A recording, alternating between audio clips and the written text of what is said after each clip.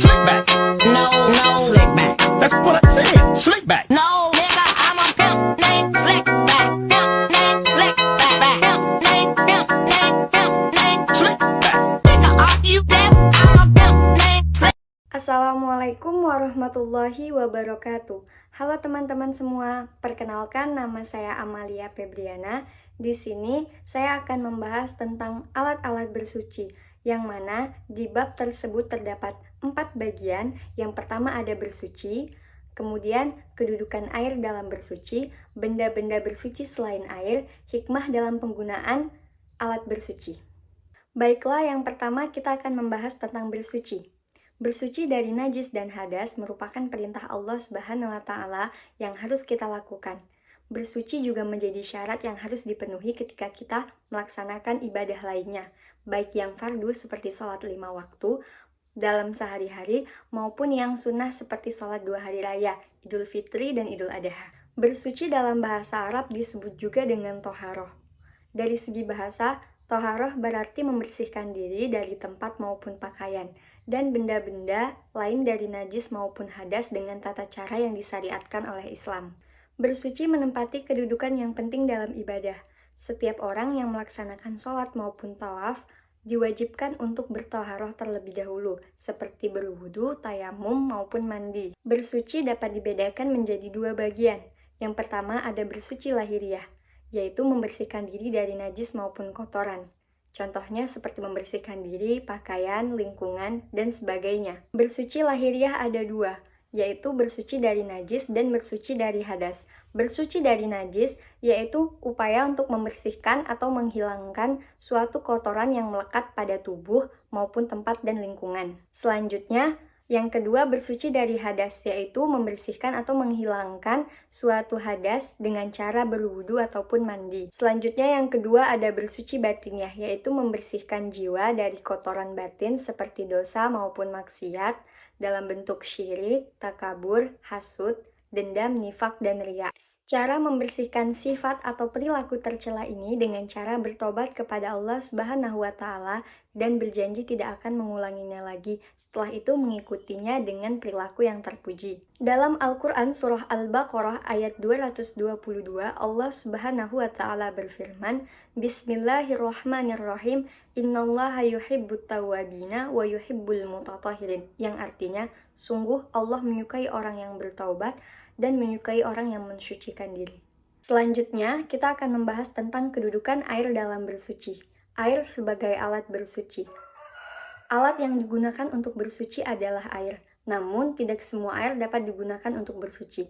Untuk mengetahuinya, mari kita simak pembahasan selanjutnya. Air ditinjau dari pembagiannya. Secara garis besar, alat yang digunakan untuk toharoh ada 2 macam, yaitu air dan benda-benda selain air, yaitu benda padat. Air merupakan alat toharoh yang utama. Meskipun demikian, tidak semua air dapat digunakan untuk bertoharoh atau bersuci. Air suci dan mensucikan. Yang pertama ada air hujan. Air yang berasal dari uap air laut dengan sebuah proses dan jatuh lagi ke bumi. Yang kedua ada air dari mata air, yaitu air yang keluar sendirinya dari tanah. Selanjutnya yang ketiga ada air laut. Air yang berada di samudera lepas. Air laut dapat digunakan untuk bersuci. Selanjutnya yang keempat ada air sungai. Air yang mengalir di sepanjang sungai secara terus-menerus. Air tersebut dapat digunakan untuk bersuci. Selanjutnya yang kelima ada air sumur. Air yang terdapat pada lubang atau galian dengan kedalaman tertentu. Selanjutnya yang keenam ada air es atau air salju, yaitu butiran uap air yang membeku dan jatuh ke bumi. Selanjutnya yang terakhir ada air embun, air yang berasal dari uap air yang menjadi titik-titik air. Contohnya, air yang terdapat pada dedaunan. Air-air tersebut disebut juga dengan air mutlak atau air yang suci dan mensucikan.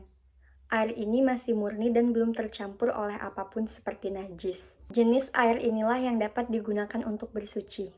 Air yang dapat digunakan untuk bersuci selama bau, rasa, dan warnanya tidak berubah. Selanjutnya ada air suci tetapi tidak menyucikan, yaitu air yang halal jika diminum tetapi tidak sah jika digunakan untuk bersuci. Contohnya air kelapa atau air yang telah tercampur dengan benda-benda suci lainnya seperti air teh maupun air kopi. Selanjutnya ada air mutanajis. Air ini tidak halal untuk diminum dan tidak dapat digunakan untuk bersuci. Contohnya, air yang sudah berubah warna, rasa, maupun baunya karena terkena najis. Selanjutnya ada air mustakmal, yaitu air yang ukurannya kurang dari 2 kullah dan telah digunakan walaupun tidak berubah warnanya. Air ini tidak boleh digunakan untuk bersuci karena dikhawatirkan telah terkena najis atau kotoran yang dapat mengganggu kesehatan. Selanjutnya ada air musammas. Air ini makruh digunakan untuk bersuci. Yang termasuk jenis air ini adalah air yang dijemur atau air yang terkena panas matahari yang disimpan di dalam wadah penampungan yang bisa berkarat, selain dari emas dan perak. Selanjutnya kita akan membahas benda-benda bersuci selain air. Yang pertama ada benda padat. Benda-benda selain air yang dapat digunakan untuk bersuci adalah benda yang dapat menyerap air, contohnya seperti kayu, tisu, tanah, batu, dan sebagainya. Benda-benda tersebut harus benda-benda yang suci dan tidak terkena najis. Baiklah, kita akan membahas bersuci dengan batu. Agar hasilnya bersih dan dapat mensucikan, maka terdapat beberapa syarat yang digunakan dalam bersuci dengan batu. Yang pertama, menggunakan 3 buah batu. Jika tidak dapat 3 buah batu, maka diperbolehkan dengan 1 batu yang memiliki 3 sisi. Kemudian, batu yang digunakan dapat membersihkan, yaitu batu yang tidak terlalu datar dan runcing sehingga membersihkan kotoran di sekitar tempat keluarnya. Selanjutnya, belum mengering. Buang air kecil maupun buang air besar yang hendak disucikan harus dalam keadaan yang belum mengering, sehingga sisa-sisa kotoran dapat dibersihkan. Selanjutnya, belum berpindah. Kotoran tersebut masih di tempat semula dan belum berpindah akibat digaruk atau sebab lainnya. Sehingga jika kotoran tersebut berpindah, tidak diperbolehkan bersuci menggunakan batu. Selanjutnya, tidak bercampur. Kotoran yang melekat tidak bercampur dengan kotoran yang lainnya. Contohnya seperti buang air besar yang terkena percikan buang air kecil. Tidak meluber. Orang yang terkena diare biasanya sisa kotorannya menempel di 2 dinding dubur akibat berdirinya setelah buang air besar. Selanjutnya, batu digunakan tidak dalam keadaan basah. Walaupun batu tersebut terkena air embun atau air hujan atau air yang halal dan tidak najis, tetapi jika digunakan untuk mensucikan, batu tersebut harus dalam keadaan kering. Dan yang terakhir, batu dalam keadaan suci. Batu yang tidak boleh terkena najis dan harus batu yang benar-benar dalam keadaan bersih. Selanjutnya, yang terakhir kita akan membahas tentang hikmah dalam penggunaan alat-alat bersuci. Alat-alat bersuci sangat penting dalam kehidupan manusia karena dapat membantu kelangsungan hidup manusia. Membantu mempermudah menjalankannya suatu ibadah seperti sholat 5 waktu dan sebagainya. Karena setiap makhluk hidup membutuhkan air. Sehingga air sangat penting dalam kehidupan manusia. Mungkin hanya ini pembahasan dari saya mengenai alat-alat bersuci. Semoga dapat dipahami. See you next time!